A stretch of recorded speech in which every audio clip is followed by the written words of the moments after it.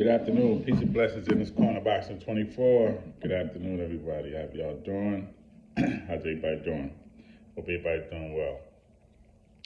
I'm doing great on this side. As always, God is great. God is good. And I definitely can't complain. All right? So, action-packed fights last night. We had a lot of fights, going on last night. I'm going to talk in particularly about Deontay Wilder and Helenius and that whole card, man. It was just an awesome card, last night. Whereas, you had Gary Antonio Russell, who actually lost to Rodriguez. This was a rematch of their fight. And Gary Antonio Russell, man, he seemed like he just couldn't put it together. Last night, Rodriguez was picking him off. He was going to the body. He was pushing him back. And Gary Antonio Russell, man, defensively, man, he just didn't have it. I saw him when he went back to the corner. Gary Russell was telling him how to, keep your hands up and move forward. And he just didn't have it, man. He was hurt a few times in that fight. He was dropped in that fight. And he was very wobbly. It looked like he wasn't even going to be able to finish, man. He was very lucky to even finish that fight on his feet. And then, of course, he clashed heads with Rodriguez. And, if he really wasn't paying attention, you would have thought it was a knockdown, but it was a headbutt. And that almost, that did stop the fight, okay? He couldn't finish because of that. He was bleeding from his face, the side of his eye, and it stopped the fight. So, of course, Gary Antonio Russell, he lost, by points on the scorecards because he was losing the fight anyway. Okay, so Rodriguez picked up that win. Good, tough fight from both fighters. They both got to go home safely after the fight, and that's what's most important. Of course, you got Caleb Plant and Anthony Durrell.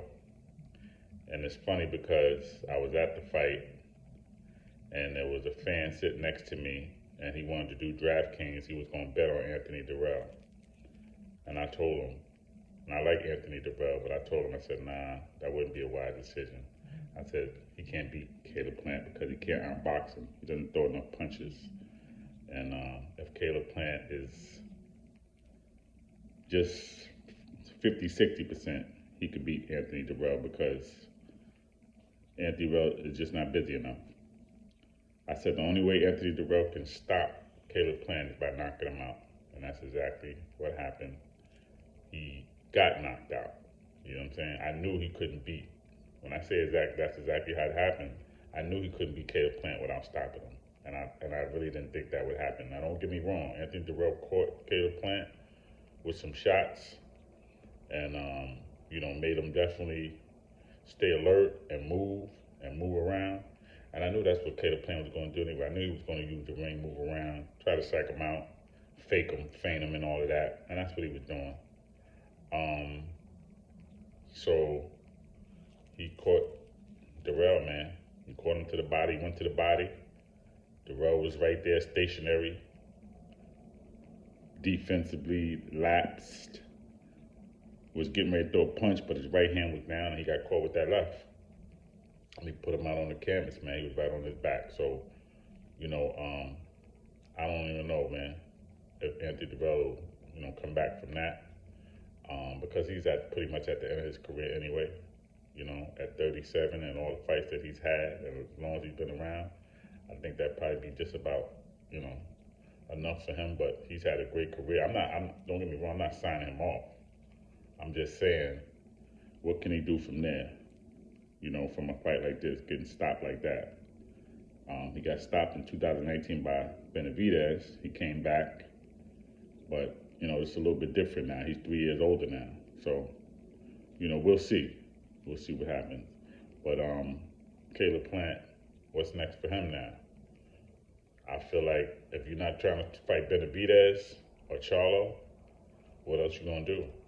I mean, you were talking to Jamel But Jamal is the 160 pounder, so that's who you got to handle business with. So I just feel like Caleb Plant, he should be trying to fight Benavidez or Charlo. That's it. I saw Andre was at the fight, or even Andre. But those are the three names right there. And nobody else should even, that shouldn't even, to me, that shouldn't happen. Shouldn't be allowed for him to fight anybody else but one of those three. But in particular, I would say David Benavidez. Let's see what happens with that.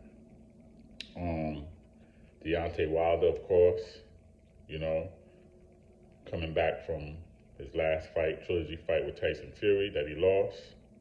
And, you know, he came back with a bang. First round knockout over Robert Helenius. Robert Helenius is a dangerous fighter. He come to fight and he come to hurt you. He come to knock you out.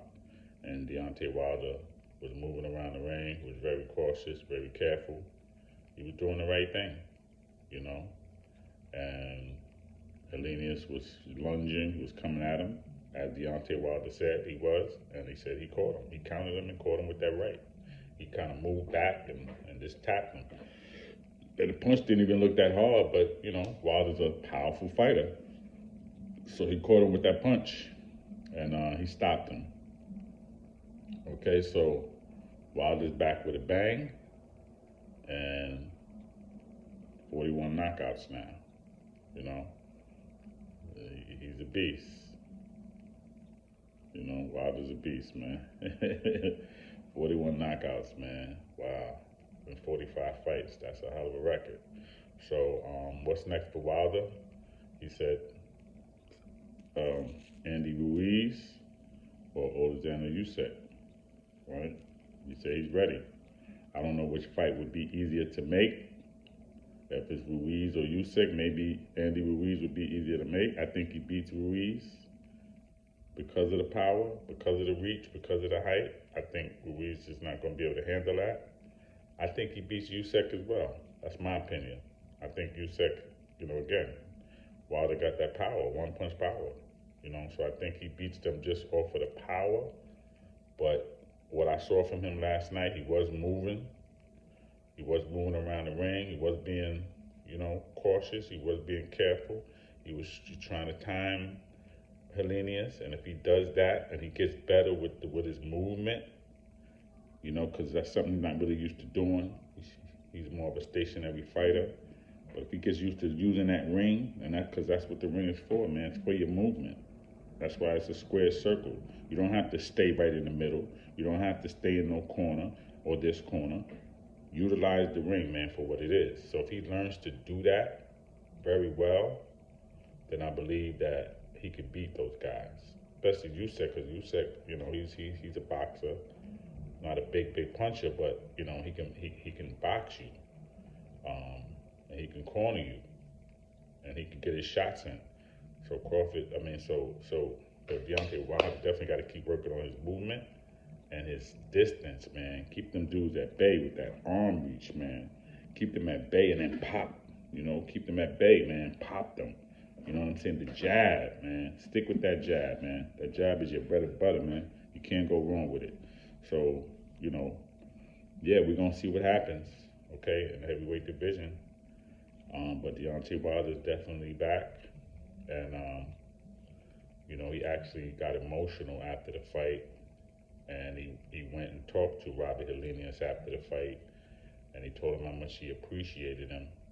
And he said that, you know, it hurt him that he knocked him out like that. He said, you know, he cried. He started crying, man. You know, they consoled each other.